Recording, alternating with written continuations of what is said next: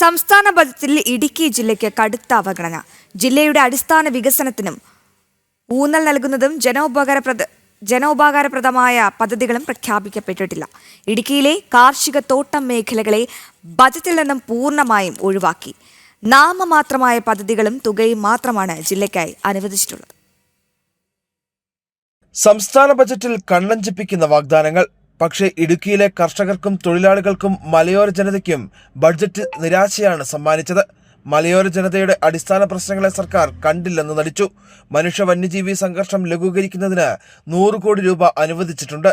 വന്യജീവി ആക്രമണം രൂക്ഷമായ ഇടുക്കിക്ക് ഇതിൽ എത്ര ശതമാനം കിട്ടുമെന്നതിൽ വ്യക്തതയില്ല. ജില്ലയുടെ സാമ്പത്തിക സ്രോതസ്സായ തോട്ടം മേഖലയെയും കാർഷിക മേഖലയെയും ബഡ്ജറ്റ് പാടെ മറന്നു. വിലത്തകർച്ചയിലും കൃഷിനാശത്തിലും തളർന്ന കർഷകരെ താങ്ങി നിർത്താൻ പുതിയ സബ്സിഡികളോ പദ്ധതികളോ ഇല്ല.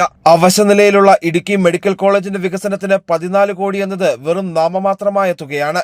വിദഗ്ധ ചികിത്സയ്ക്കായി ഇന്നും അയൽ ജില്ലകളെ ആശ്രയിക്കേണ്ടി വരുന്ന ഇടുക്കിക്കാർക്ക് ഈ തുക എങ്ങനെ ആശ്വാസമാകുമെന്നത് കണ്ടറിയണം. 100% ഇടുക്കി ജില്ലയെ അവഗണിച്ച ഒരു ബഡ്ജറ്റാണിത്.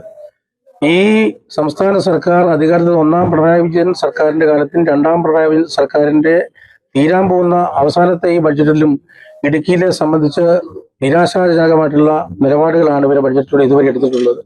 ഈ ബഡ്ജറ്റിലെ ഇവിടുത്തെ കാർഷിക മേഖലയോ തോട്ടം മേഖലയോ ടൂറിസം മേഖലയോ അല്ലെങ്കിൽ ഇവിടുത്തെ പ്രശ്നങ്ങൾക്ക് പരിഹാരം കാണുന്ന തരത്തിലുള്ള ഒരു പ്രഖ്യാപനങ്ങളും ഇല്ല. ആകെപ്പാടെ ഒരു തുരങ്കപാതയുടെ കഥ മാത്രമാണ് പറയുന്നത്.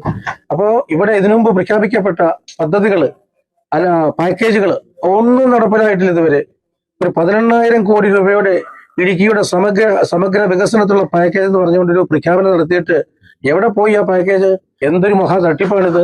ജനങ്ങളെ ഇലക്ഷന്റെ സമയത്ത് വോട്ട് ബാങ്ക് തട്ടാനായിട്ട് ഇങ്ങനെ ഓരോ പാക്കേജുകൾ പ്രഖ്യാപിച്ച് കബളിപ്പിക്കുക.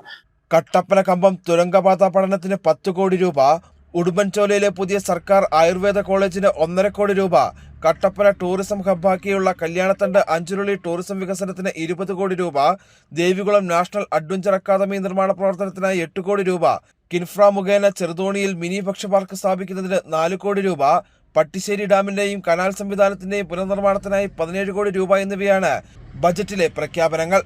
ഏതാനും റോഡുകൾക്കും നാമമാത്രമായ തുക വകയിരുത്തിയിട്ടുണ്ട്. ഇലക്ഷൻ മുന്നിൽ കണ്ടുള്ള പ്രഖ്യാപനങ്ങൾ മാത്രമാണ് ബജറ്റിൽ ഉണ്ടായതെന്ന വിമർശനവും ഉയരുന്നു. ജനം, ഇടുക്കി.